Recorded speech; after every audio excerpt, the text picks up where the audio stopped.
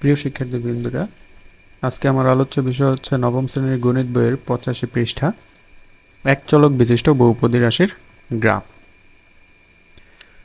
গত ক্লাসে আমি দেখিয়েছিলাম বহুপদী রাশি কি, বহুপদী রাশির মাত্রা, বহুপদী রাশির মুখ্য পদ, মুখ্য সহগ।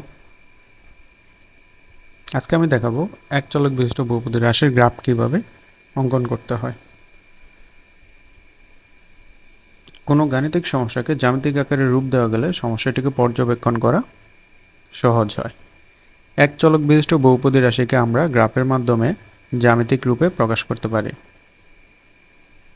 তার মানে হচ্ছে এক চলক বিশিষ্ট যে বহুপদী আছে সেটাকে আমরা গ্রাফের মাধ্যমে জ্যামিতিক রূপে প্রকাশ করতে পারি।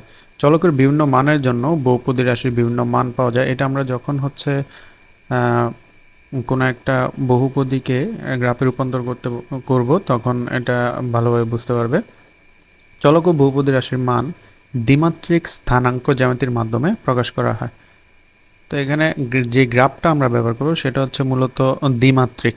একটা সমতলের উপরে আমরা একটা গ্রাফ অঙ্কন করব, এই জন্য এটাকে বলা হচ্ছে দ্বিমাত্রিক। দ্বিমাত্রিক স্থানাঙ্ক জ্যামিতিতে প্রকাশিত এই আকারকে বহুপদী রাশির গ্রাফ বলে। সুতরাং গ্রাফ আঁকার জন্য আমাদের প্রথমে দ্বিমাত্রিক স্থানাঙ্ক জ্যামিতি বিষয়ে জানা প্রয়োজন। এখন আমরা জানব দ্বিমাত্রিক স্থানাঙ্ক জ্যামিতিটা কি। দ্বিমাত্রিক স্থানাঙ্ক জ্যামিতিতে একটি সমতলে আনুভূমিকভাবে একটি সরলরেখা এবং উল্লম্বভাবে আরেকটি সরলরেখা স্থাপন করা হয়। তার মানে হচ্ছে এই পাশে একটা চিত্র দেওয়া আছে, সেখানে দেখো আমরা ধরে নিলাম এটা হচ্ছে একটা সমতল বা একটা পৃষ্ঠা ধরে নিতে পারি, একটা কাগজ যেটার দুইটা সরলরেখা আমরা নিব যারা পরস্পরকে লম্বভাবে ছেদ করছে। একটা হচ্ছে অনুভূমিকভাবে এবং আরেকটা হচ্ছে উলম্বভাবে, দুইটা পরস্পরকে লম্বভাবে ছেদ করবে। অনুভূমিক সরলরেখাকে আমরা বলবো হচ্ছে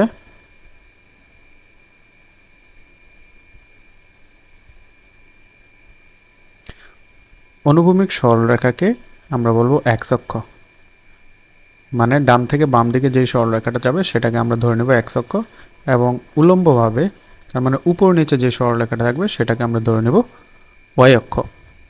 এবং সমতলটিকে এক্স ওয়াই সমতল বলে, মানে হচ্ছে আমরা যেই সমতলে এই গ্রাফটা আঁকবো সেই সমতলটাকে আমরা এক্স ওয়াই সমতল বলবো।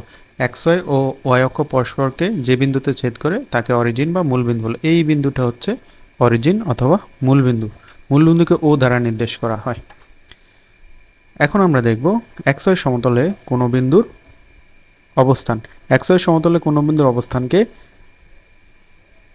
এবি দ্বারা প্রকাশ করা হয়, যেটাকে হচ্ছে ফার্স্ট ব্র্যাকেট দিয়ে লিখতে হবে এ বি, যেখানে এ সংখ্যাটি এক্স অক্ষে থাকে এবং বি সংখ্যাটি ওয়াই অক্ষ থেকে নেওয়া হয়।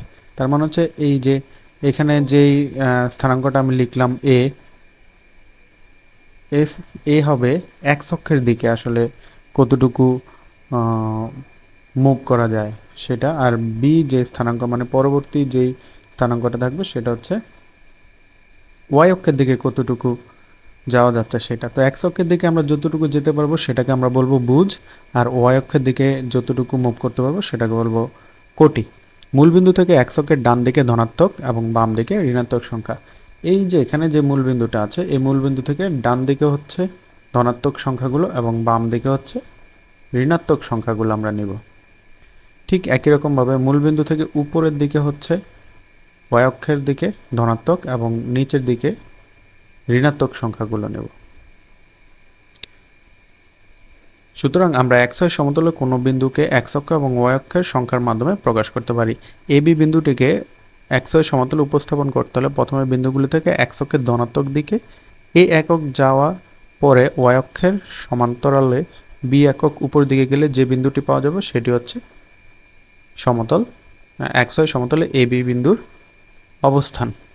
আচ্ছা, এখানে পরের পৃষ্ঠায় একটা উদাহরণ দিয়ে এখানে বুঝিয়ে দিচ্ছে। যেমন প্রথমে একটা বিন্দু দেওয়া আছে 3 4,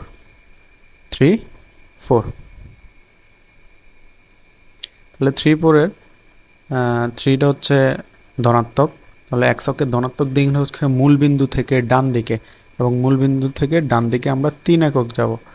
3 একক যাওয়ার পর ওয়াই অক্ষের দিকে বলছে +4, মানে ওয়াই অক্ষের দিকে যাব আমরা 4 একক, যেহেতু ধনাত্মক তাহলে উপরের দিকে যাব 4 একক। এই যে এই বিন্দুটা হচ্ছে 3 4।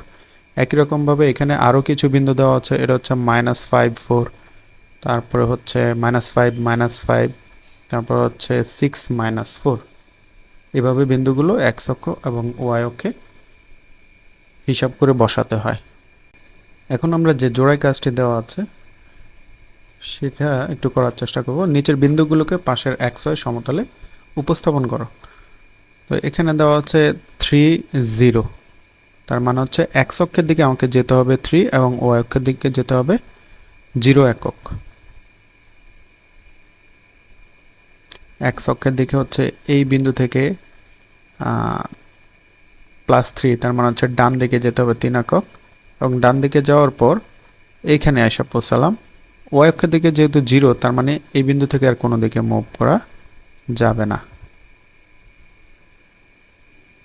তার মানে হচ্ছে এই বিন্দুটা হচ্ছে 3 0, এই বিন্দুটা হচ্ছে 3 0। ওকে, তার পরবর্তী যে বিন্দুটা হচ্ছে 1 2, মানে এক্স অক্ষের দিকে যেতে হবে 1 একক এবং ওয়াই অক্ষের ধনাত্মক দিকে, তার মানে উপরের দিকে যেতে হবে 2 একক। তাহলে এইটা হচ্ছে, এই বিন্দুটা হচ্ছে 1 2। তার পরবর্তীতে যে বিন্দুটা দেওয়া হচ্ছে সেটা হচ্ছে 0 4 0, তার মানে এক্স অক্ষের দিকে আমি কোনো দিকেই যেতে পারবো না, মূল বিন্দুতে অবস্থান করতে হবে, এবং ওয়াই অক্ষের দিকে হচ্ছে +4, তার মানে উপরের দিকে যেতে হবে, ওয়াই অক্ষের দিকে হচ্ছে +4। এই বিন্দুটা হচ্ছে 0 4।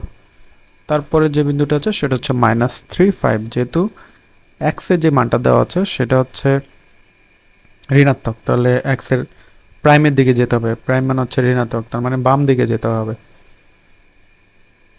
-3, এবং ওয়াই এর মানটা দেওয়া আছে এখানে +5, প্লাস হওয়ার কারণে এটা উপরের দিকে যাবে। -3 +5 হচ্ছে এই বিন্দুটা, -3 5। তার পরবর্তীতে আছে -6 0। তো এক্স এর মানটা মাইনাস হওয়ার কারণে, ঋণাত্মক হওয়ার কারণে এক্সের মূলবিন্দু থেকে এক্সের বাম দিকে যাব, বাম দিকে 6 একক যাব, এবং ওয়াই অক্ষের দিকে হচ্ছে যেহেতু মান 0, তাহলে ওয়াই অক্ষের কোনো দিকে যাব না, তার মানে এটা এক্স অক্ষের উপর অবস্থান করবে।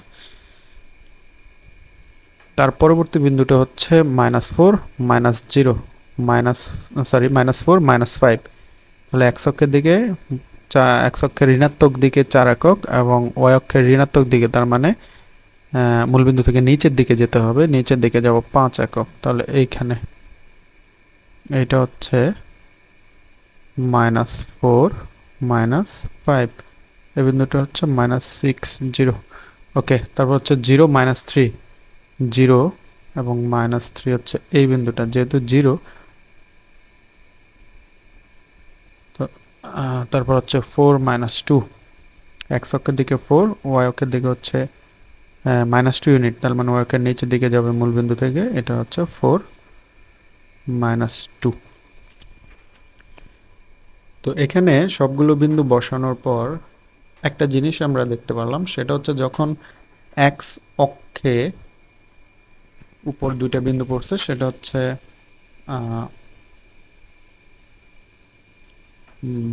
-3 0, এবং আরেকটা বিন্দু পড়ছে সেটা হচ্ছে -6 0।